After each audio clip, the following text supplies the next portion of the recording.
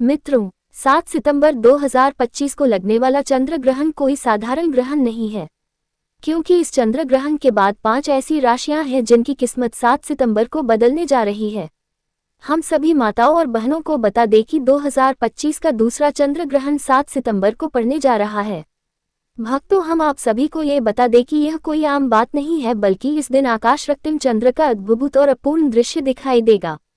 इसी कारण चंद्र ग्रहण का इंतजार केवल भारत में ही नहीं बल्कि पूरी दुनिया के ज्योतिष पंडित, धार्मिक विद्वान और वैज्ञानिक कर रहे हैं।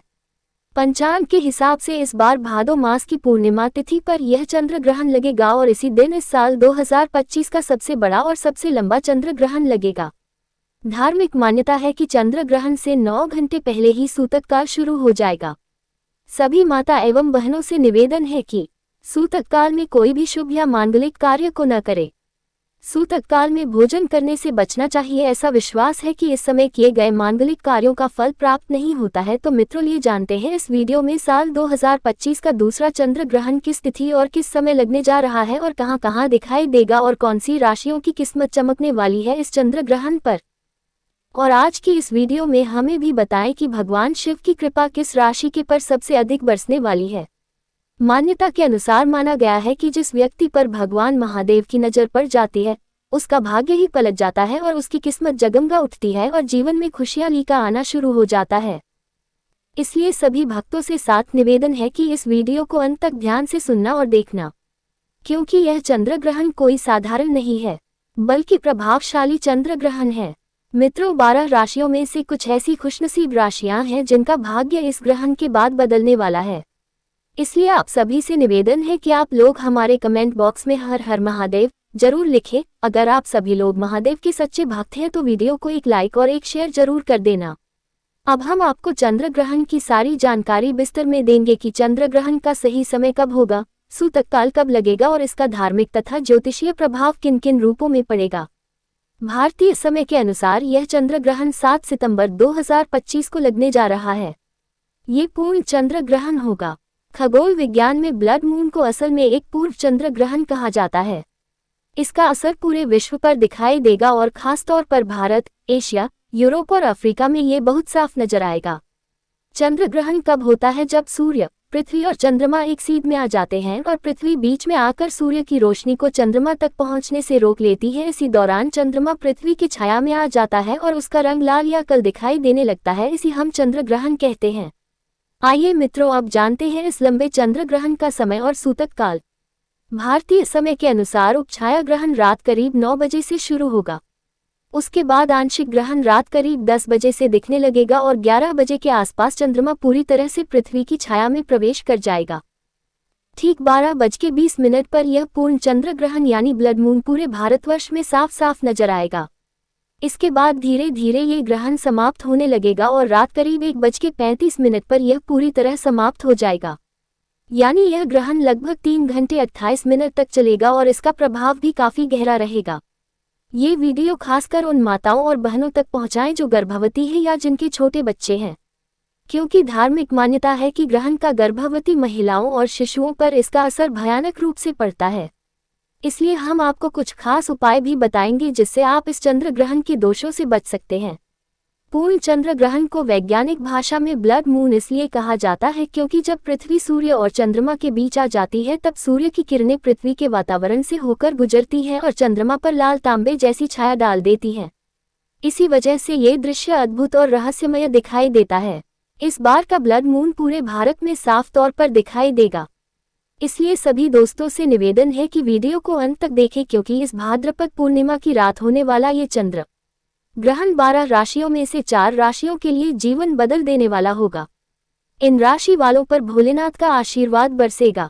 उनके दुख दर्द दूर होंगे, धन और समृद्धि का आगमन होगा और उनका जीवन तारों के जैसे चमकने लगेगा। दोस्तों, वे 4 खुशनसीब राशियां कौन कौन सी हैं, ये हम आपको इसी वीडियो में बताने जा रहे हैं। ये ब्लड मून ज्योतिष और वैदिक मान्यता के अनुसार ऐसा संयोग पूरे 122 वर्षों के बाद बना है। भारत में ये दृश्य हर राज्य में साफ तौर पर दिखाई देगा। इसके साथ ही यह यूरोप, अफ्रीका, उत्तर और दक्षिण अमेरिका, प्रशांत महासागर, अटलांटिक महासागर, हिंद महासागर, आर्कटिक और अंटार्कटिका से भी देखा जा सकेगा। दोस्तों, ज्योतिष और वैदिक मान्यता के अनुसार इस दिन आपको कुछ खास काम अवश्य करने चाहिए, जिनके बाद जीवन में कभी धन की कमी नहीं रहती। माना जाता है कि चंद्र ग्रहण के समय सभी देवी शक्तियां चरम पर होती हैं और उस समय किया गया कोई भी उपाय कभी व्यर्थ नहीं जाता।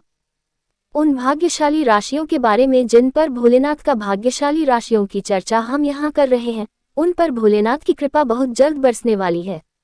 दोस्तों, उन खुशनसीब और भाग्यशाली राशियों में सबसे पहली राशि आती है मेष राशि। जी हाँ, मेष राशि के जातकों के लिए ये चंद्र ग्रहण किसी वरदान से कम नहीं होगा। इस ग्रहण के बाद भगवान भोलेनाथ की कृपा से आपका भाग्य मजबूत हो जाएगा।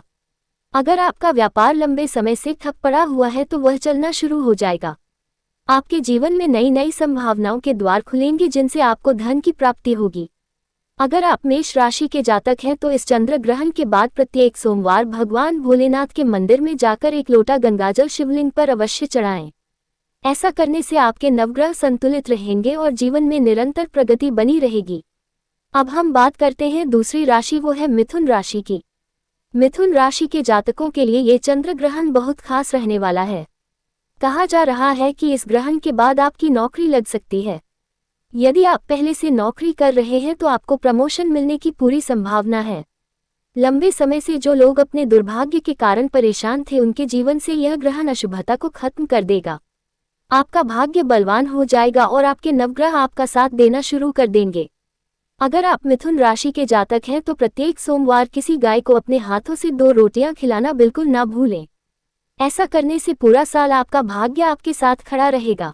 दोस्तों, अब बात करते हैं तीसरी राशि की, जो है कन्या राशि। कन्या राशि के जातकों को इस चंद्र ग्रहण के बाद भगवान भोलेनाथ का विशेष आशीर्वाद प्राप्त होगा। इस ग्रहण के बाद आपके विरोधी और दुश्मन आपके सामने हार मान जाएंगे। अगर नौकरी में बाधाएं आ रही थी तो वे समस्याएं धीरे धीरे समाप्त हो जाएंगी। कन्या राशि वालों के विदेश यात्रा पर जाने के योग्य बनेंगे, विवाह के अवसर बनेंगे और लंबे समय से संतान प्राप्ति के लिए परेशान लोग भी इस चंद्र ग्रहण के बाद संतान सुख प्राप्त कर सकते हैं।